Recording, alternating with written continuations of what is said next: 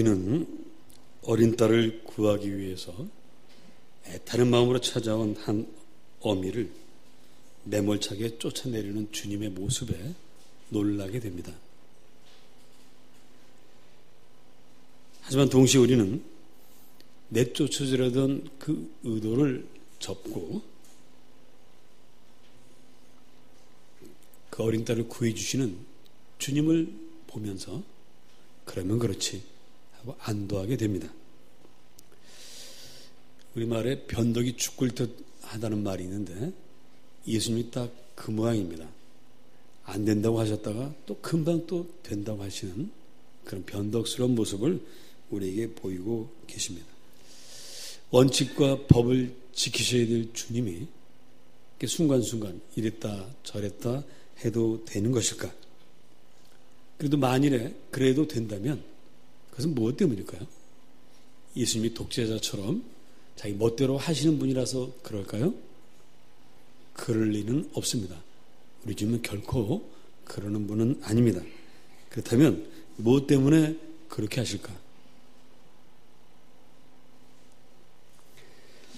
오늘 말씀을 보면 24절에 예수께서 일어나서 거기를 떠나셨다 그랬습니다. 여기서 말하는 거기는 어디냐면 바리새인과 서기관들과 말로 씨름하던 곳입니다. 바리새인들이 위선을 지적하시면서 너희들이 허울을 벗어던지고 제발 하나님 앞에 좀 정직해 봐라 하고 설득을 하시던 곳입니다. 그러나 아무리 그렇게 하셔도 바리새인들은 조금도 바뀌질 않았습니다. 너무도 피곤했던 주님이 이제 피해서 이스라엘 땅을 벗어나서 이스라엘 바로 위에 있는 두로 지방으로 오신 거예요. 그래서 오늘 말씀을 보면 한 집에 들어가 아무도 모르게 하시려 했다. 왜? 너무도 피곤했기 때문에 이제 좀 조용히 쉬고 싶으신 거예요. 하지만 숨을 수가 없습니다. 우리 주머니에 넣어놓은 그 송곳이 삐져나오는 것처럼 우리 주님이 거기 계시다는 소문이 또 금방 퍼져버렸어요. 예수님께 나와서 자신의 문제를 해결하고 병을 고치고 귀신을 내쫓아야 될 절박한 가족들이 주님을 찾아 나서니까 숨어 있을 수가 없습니다. 또 많은 사람들이 주님을 찾아옵니다. 근데 오늘은 그 중에 한 이방인 여자가 있었어요. 이 여자에게는 더러운 귀신 들린 어린 딸이 있었습니다.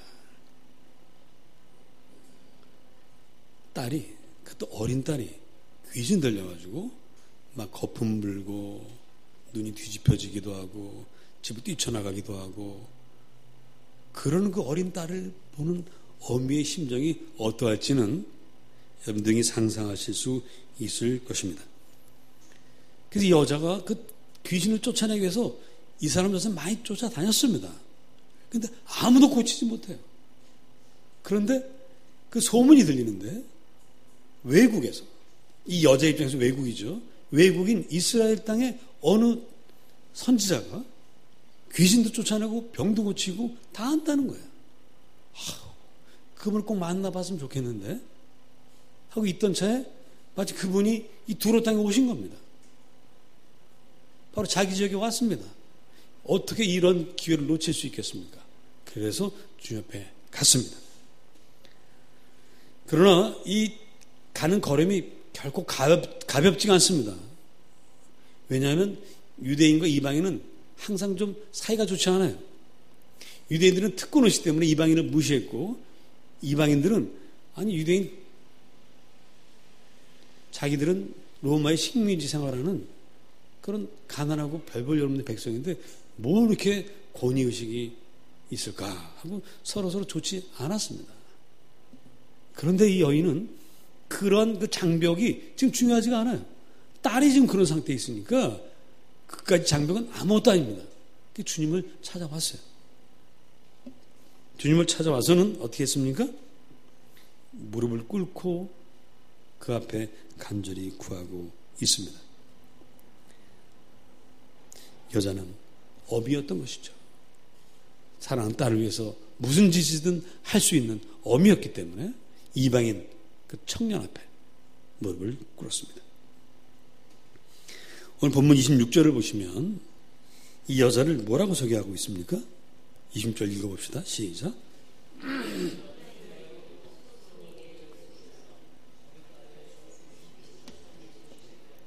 네, 헬라인입니다. 그러니까 그리스 사람이라는 뜻이고요. 근데 이 여인의 출신지는 어디냐? 수로보니게라는 거예요.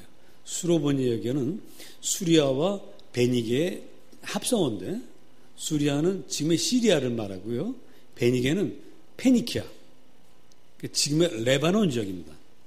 그러니까 수리아와 그 베니키아가 하나의 그 지역으로 묶여 있었는데 그 동네 사람이에요. 그 베니게 쪽에 있는 항구가 두로와 시돈입니다. 예수님이 두로에 가셨어요. 그러니까 그 동네 사람일 것이다 생각할 수 있습니다. 그런데 이 수로보니게 수리아에 해당하는 이 시리아는 구약시대에는 아람이라고 불렀어요. 아람 왕국과의 전. 근데 아람은 이스라엘과 전쟁을 참 많이 했어요. 마치 우리와 뭐 일본 비슷한 그런 관계입니다. 사이가 매우 안 좋습니다. 그런 여자가 자기 딸 고치겠다고 찾아왔습니다. 처음에 주님이 어떻게 하셨죠? 아유, 이 불쌍한 어머니 딸을 위해서 얼마나 마음이 아플까. 그래, 내가 고쳐줄게. 이러셨나요? 아주 그냥 그 자리에서 뭐 물어보고 말 것도 없이 딱 거절했습니다. 이유는 뭐죠? 자, 27절 읽어봅시다. 시작. 예수께서 이르시되 자녀로 먼저 배불리 먹게 할지니 자녀의 떡을 취하여 개들에게 던짐이 마땅치 아니하니라. 자, 이게 멸시라도 이렇게 멸시할 수 있습니까? 야, 자녀가 먹을 떡을 개 같은 너희가 왜 달라고 하느냐? 이렇게 매몰차게 거절을 하십니다. 그러나 여기서 여러분, 이게 매몰찬 것만은 아닙니다. 이 말씀의 뜻을 우리가 잘 알아야 되는데, 자, 지금 내가 이곳에 온 것은 내 자녀들에게 떡을 주다가 이놈들이 잘 받아먹질 않아서 피곤해서 잠시 피한 것이다. 난 다시 돌아가서 내 자녀들, 이스라엘 백성들에게 복음을 전하고 이들을 구원해야 된다. 그리고 그 다음에 자녀들이 먹다 남은 부스러기를 이방인인 너에게 주겠다. 이런 말씀이세요. 그러니까 이방인에게는 절대로 복음을 전할 수 없다. 너희를 구원할 수 없다. 이런 말씀은 아니고 지금은 아니지만 잠시 후에 주겠다는 그런 뜻입니다. 그러니까 너 딸 고치는 것도 중요하지만 이스라엘 사람들 가운데서도 귀신 들린 딸을 가진 애미가 얼마나 많은지 몰라. 그 사람들을 다 고친 다음에 그 다음에야 내 차례가 올 거다. 이런 말씀이세요. 요한복음 3장 16절을 보시면 하나님이 세상을 이처럼 사랑하사 독생자를 주셨다고 그랬습니다. 그때 이처럼 사랑했을 때 그 세상은 모두를 말해요. 이스라엘 사람이나 이방 사람이나 모두를 다 합쳐서 말하는 거예요. 그들을 위해서 주님이 이 땅에 오신 겁니다. 그런데 지금은 아니라는 거예요. 지금은 자녀들이 배불리 먹을 때고 너는 조금 있다가 하겠다는 것입니다. 여러분, 많은 사람을 한꺼번에 고치려면 아무래도 시간이 좀 걸리겠죠.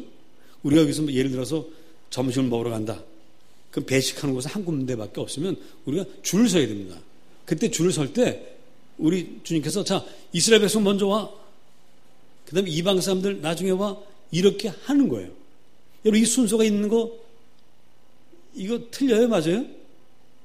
이거 맞는 거죠? 뭐 당연하죠. 일단 내 자식부터 먹이고 그런 다음에 남의 자식 주게 마련이지 내 자식 굶기고 남의 자식 먼저 주는 건 뭐 특별한 분들은 그렇게 하지만 일반적으로는 내 자식 먼저 주고 다른 자식 그 다음에 준다고 해서 비난할 사람은 없습니다. 그럼 뭐 누구나 다 마찬가지니까 지금 그 말씀을 지금 하시는 것입니다. 그러니까 어린 딸을 둔 이 어미도 더 이상 주님께 시비 걸 수가 없어요. 뭐 당연한 말씀을 하시니까. 예, 주님, 그럼 당연한 말씀 하셨으니까 그럼 저는 일단 돌아갈 테니까 이스라엘 땅에서 이스라엘 사람 다 구원하시고 돌아오시면 제일 먼저 저한테 연락을 주세요. 이러고 이제 돌아갈 판이에요. 그런데 이 판이 갑자기 뒤집혔습니다. 이방인이기 때문에 지금은 고쳐줄 수 없다고 했던 주님이 그 자리에서 고쳐주시는데 어떻게 빨리 고쳐주셨는지 집에 그냥 가라. 내 딸이 나았다. 그래서 여자가 빨리 집에 가보니까 자기 딸이 침상에 정말 귀신 나간 채로 평안하게 누워 있는 겁니다. 아니, 갑자기 주님이 마음을 바꿔서 고쳐버리셨어요. 왜 이렇게 하셨을까? 우리 삶 속에서도 여러분 주님께서 안 된다고 하는 것들이 어느 날 갑자기 뒤집혀져서 이루어질 수 있기를 주님의 이름으로 축복합니다. 자, 우리 29절 봅시다. 이렇게 갑자기 주님이 안 된다고 하는 것이 갑자기 되는 비결이 있습니다. 29절 다 같이 있습니다. 시작.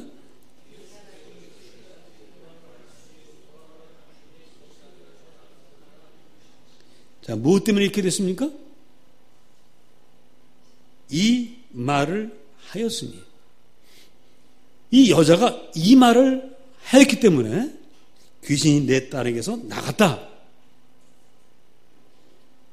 도대체 이 여자가 무슨 말을 했길래 주님은 그 자리에서 당신의 계획을 변경하시고 판을 뒤집어서 이 귀신 들린 어린 딸을 고치셨을까?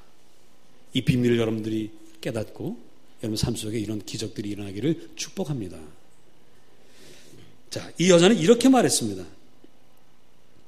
28절입니다. 다 같이 읽어보십시다. 시작. 여자가 대답하여 이르되 주여 올소이다마는 상하의 개들도 아이들이 먹던 부스러기를 먹나이다. 자, 주여 올소이다. 주님, 당신의 말씀이 전적으로 맞습니다. 자, 이 말 때문에 주님이 마음을 바꾸셨을까요? 만일에 여자가 주님 옳습니다 하는 여기서 끝이 나버렸다면 판은 뒤집히지 않았습니다. 이 어린 딸은 앞으로도 몇 년을 더 고생이 될지 모릅니다. 왜냐? 주님 옳습니다. 그럼 그걸로 끝이잖아요. 그럼 이제 그걸로 끝나고 돌아가는 거예요. 동의할 수밖에 없고 주님 마음 바꾸실 필요가 없고 이 여자가 옳다고 했으니까 당신의 결정에 대해서 옳습니다라고 인정을 했으니까 그냥 그것은 모든 게 끝나는 것입니다. 이 여자가 옳소이다 해서 끝나지 않았기 때문에 역사가 일어났습니다. 우리 기도도 마찬가지예요. 여러분 주님께 기도할 때 주님 당신이 옳습니다. 당신 뜻대로 하소서. 그러면 우리에게서 일어날 수 있는 일은 아무것도 없어요. 그냥 주님의 뜻대로 되어 가는 겁니다. 그것도 정말 복된 일이고 좋은 일입니다. 그러나 여러분이 정말 간절히 원하는 것들이 간절히 구하는 기도들이 응답이 되려면 주님 당신의 뜻대로 하옵소서 해가지고는 안 되겠죠. 당신 뜻대로 하는 것도 물론 중요하지만 때로는 우리가 주님 앞에 간절히 구하고 주님의 계획을 주님의 생각을 바꿀 필요도 있는 거예요. 목사님 우리가 그래도 되나요? 자, 여러분과 하나님과 관계를 생각해 봅시다. 누가 갑입니까? 하나님과 우리 사이에. 아버지가 갑이에요? 아들이 갑이에요? 이거 잘 판단하셔야 됩니다. 이거 잘못 판단하면 평생 주님께 끌려가고요. 이거 잘하면 평생 주님을 끌고 갈 수도 뭐 그렇게 좋은 건 아닙니다만은 주님께 여러분들의 의지를 관철할 수가 있습니다.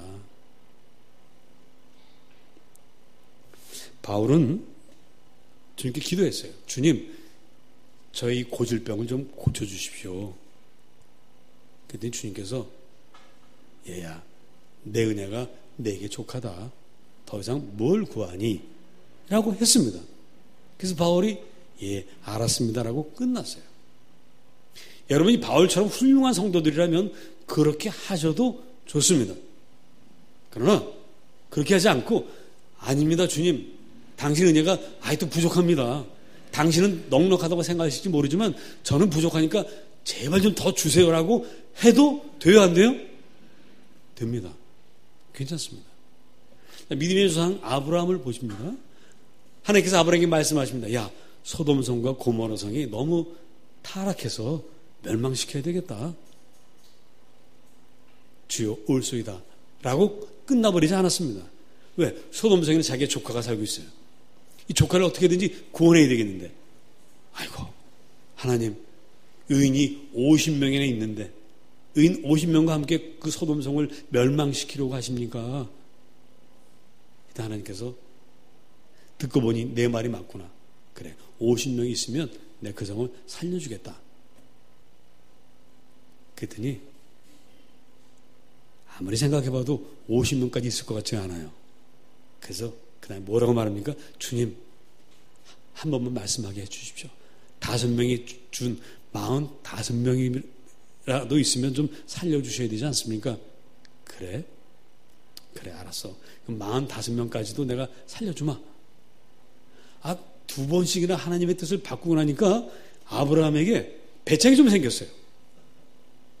그래요, 주님? 그러면 40명까지 좀 줄여주시죠?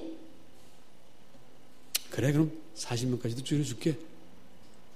이왕 가는 김에 더 가죠? 몇 명? 30명은 어떻습니까? 그래, 30명. 에라, 모르겠다. 하나님, 20명이요? 무슨 거래하는 것 같죠? 20명. 그래, 20명도 좋다. 근데 아브라함 가만히 생각해보니까 자기 조카 롯과 몇몇 외에는 안 될 것 같아요. 아무리 많아봐야 10명 넘게 쉽지 않을 것 같습니다. 이왕 여기까지 줄였어요. 마지막으로 주님 한 번만 더 말씀드리겠습니다 하고 10명까지, 10명의 의인이 있으면 소돔성을 구원해 주십시오. 여러분, 우리는 하나님의 자녀입니다. 아버지 뜻을 바꿀 수가 있습니다. 그래서 여러분들이 아브라함처럼 하나님께 간구하면 그렇게 바꿔주시고 축복을 해 주십니다. 아버지 뜻에 동의하고 순종하는 건 귀합니다. 우리 당연히 자녀로서 해야 될 일입니다. 그리고 동시에 아버지의 뜻을 바꿀 수 있는 것도 자녀의 특권입니다. 여러분, 그렇게 하신다고 해서 정말 그게 하나님의 뜻이 아니라면 아니 되겠지만 하나님의 큰 뜻 가운데 있다면 여러분 그렇게 하실 수 있습니다.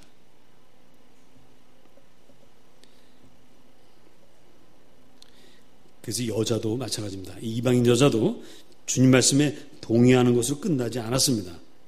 주님, 옳습니다. 당신의 말씀이 맞습니다. 그러나 주님, 한 번만 생각해 주십시오. 상 아래에 있는 개들도 자녀들이 먹던 부스러기를 먹나이다. 그러니 부스러기라도 좀 주십시오. 주님은 이렇게 말한 거죠. 이걸 약간 풀어 설명하면, 주님 맞습니다. 물론 유대인들, 하나님 자녀들이 먼저 배불리 먹어야 하죠. 개에 해당하는 우리들은 아무리 빨라도 그 다음이라는 사실을 우리는 인정합니다. 그러나 주님, 식사가 끝나기 전에 떨어지는 부스러기가 있지 않습니까? 그것은 우리가 먹을 수 있지 않겠습니까? 그것만이라도 좀 허용해 주십시오. 여러분, 집에서 강아지를 길러보신 분들은 많이 경험하셨을 텐데, 식탁에서 주인이 식사를 하면 개들은 뭘 하죠? 그 밑에서 주인의 입만 쳐다봅니다. 왜 쳐다봅니까? 주인이 뭐 줄 때를 기다리기도 하지만 상위에서 뭐가 떨어지는 거 없나. 그래서 상위에서 뭐가 툭 떨어지면 그 주스려고 보면 있어요, 없어요? 순식간에 사라집니다. 집에서 기르는 개도 그런 특권이 있습니다. 그렇다면 하나님의 자녀들이 먹다가 흘린 그것이라도 우리가 먹을 수 있게 해 주십시오.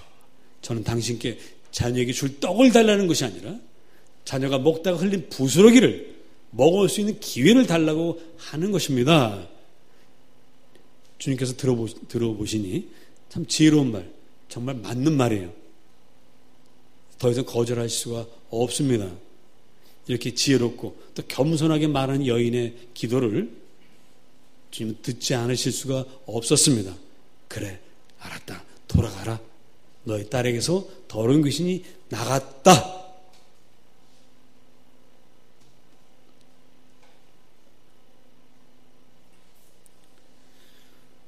수로보니게 여인은 주님 앞에서 자신의 부족함을, 연약함을, 개에 해당하는 개와 같은 존재라는 사실을 부정하지 않았습니다. 인정했습니다. 주여, 맞습니다. 저는 개입니다.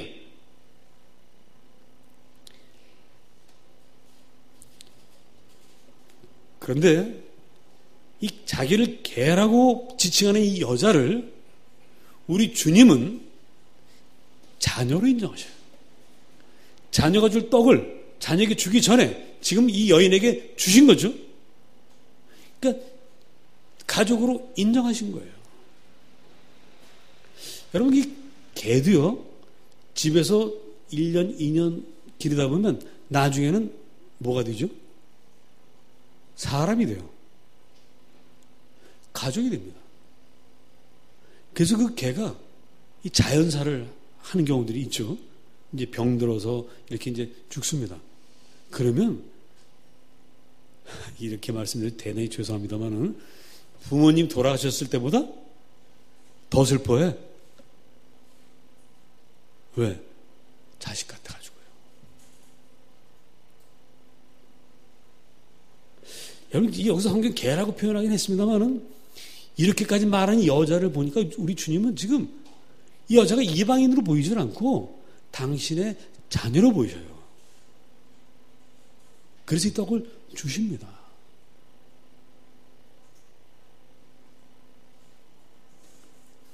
여러분, 누가 하나님의 자녀가 되죠? 거룩하고 신실하고 말씀대로 살아가는 그런 모범적인 사람이 하나님의 자녀가 됩니까?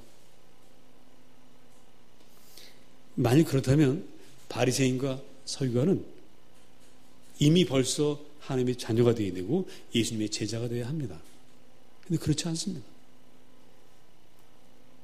하나님의 자녀가 될 수 있는 사람들은 내가 아무리 바르고 정직하게 살아도, 아무리 선한 일을 많이 했어도 그것으로는 절대 하나님의 자녀가 될 수 없다는 사실을 인정하는 바로 그런 사람이에요.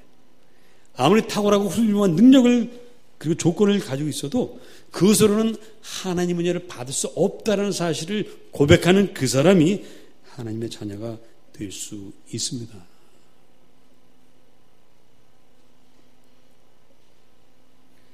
우리가 진정 하나님께 기도응답 받을 수 있는 사람이 되려면 내 기도가 응답되지 않았을 때 원망과 불평을 터뜨리지 않는 거예요. 만약 우리가 기도했는데 하나님께 들어주지 않아서 속이 상하고 하나님께 불평을 한다면 그때는 하나님 우리의 종입니다. 종이 내 말 안 들으니까 화가 나는 거예요. 하나님 내 기도를 듣지 않으시면 이 여인처럼 나는 너에게 줄 떡이 없다 거절하셨더라도 주여 옳습니다. 당신이 맞습니다라고 말하는 것이 우리 진정한 자세예요. 그리고 주님, 나는 당신께 은혜 받을 만한 자격이 없는 종에 불과합니다. 나는 개에 불과합니다.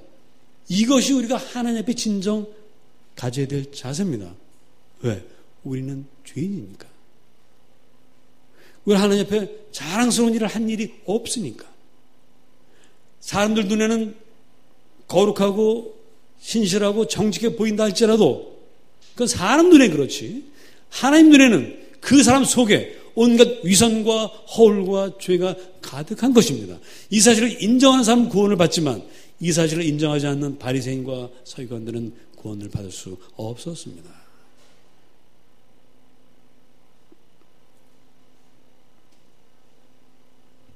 우리가 이 수로보니게 여인처럼 주님 앞에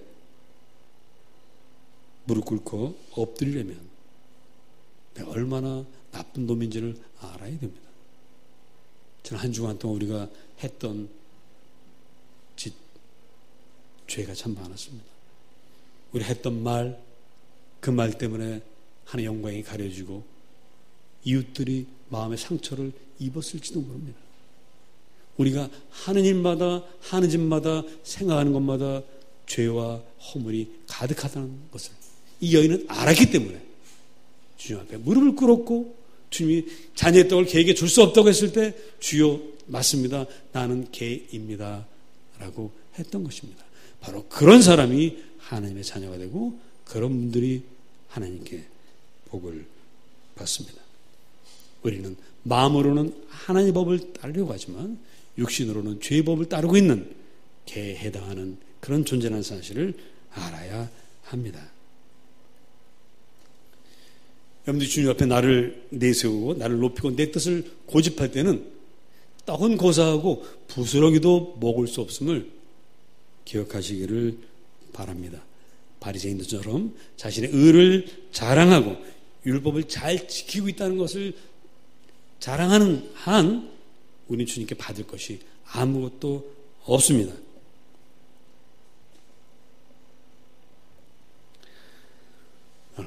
우리 인생에 수로보니게 여인처럼 정말 어쩔 수 없는, 내 힘으로 도저히 어떻게 할 수 없는 그런 아픔이 있습니다. 고난이 있습니다. 슬픔이 있습니다. 그럴 때 어떻게 우리 것을 해결할 수 있을까요? 오늘 수로보니 여인은 귀신 들린 딸을 고치기 위해서 이 사람 저 사람 많이 찾아다녔지만 아무도 치료 못했습니다.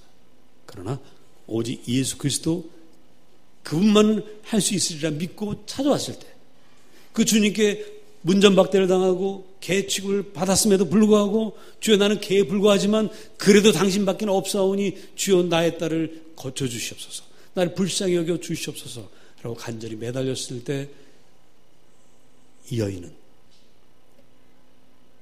주님의 자녀가 되었고 귀신 들린 딸에게서 귀신은 나갔고 여인은 마음의 평화를 얻었습니다.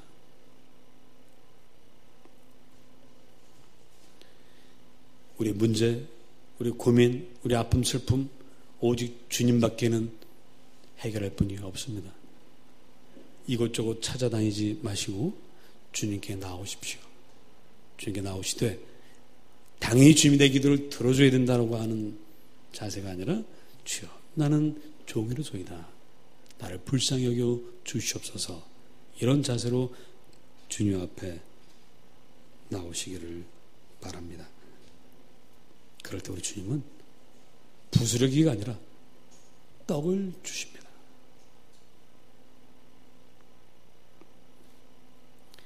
내가 지금까지 주님을 어떻게 섬겼는데 어떻게 주님 나한테 이런 고난을 주실 수 있습니까? 라고 말하는 대신에 주님 지금까지 내가 주님 섬기게 하신 것 감사합니다. 그러나 이 공로 때문에 내가 주님께 의지하는 것이 아니라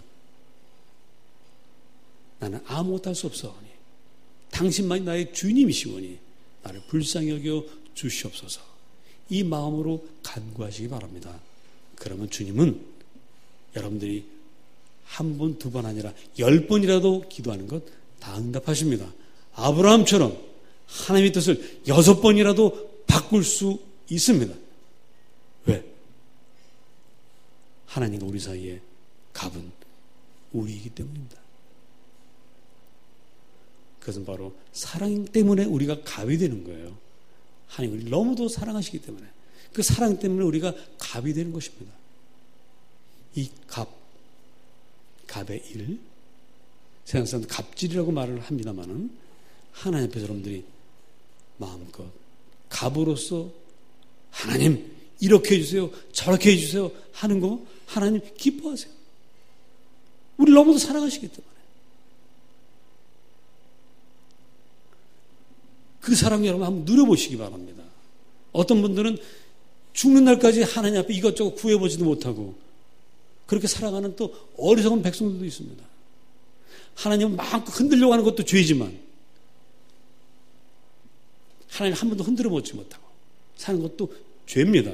왜? 하나님의 사랑을 온전히 의지하지 못하고 있기 때문에. 이 수로보니게 여인은 하나님의 사랑을 미처 알기도 전에 주여 자녀의 떡을 저에게 달라는 것이 아니라 부스러기라도 주십시오 했을 때 응답받았습니다. 우리 하나님 앞에 큰 떡까지 아니라도 하나님의 부스러기라도 얼마나 대단한 것인지 여러분 아시죠? 오병 이어가지고 그 부스러기 가지고 수많은 사람들이 먹은 것을 여러분들이 아시죠? 오늘 주님 앞에 주여 부스러기라도 좋으니 주십시오. 이렇게 구하기도 하시고, 그러나 동시에 하나님 당신은 나의 주님이십니다. 이 자세를 잊지는 마시고, 그러나 하나님의 사랑을 의지해서 하나님 당신의 아들 당신의 딸이 이렇게 구하는데 어찌 안 주시겠습니까? 라고 때를 써보기도 하는 그런 여러분이 되시기를 축복합니다. 기도하겠습니다.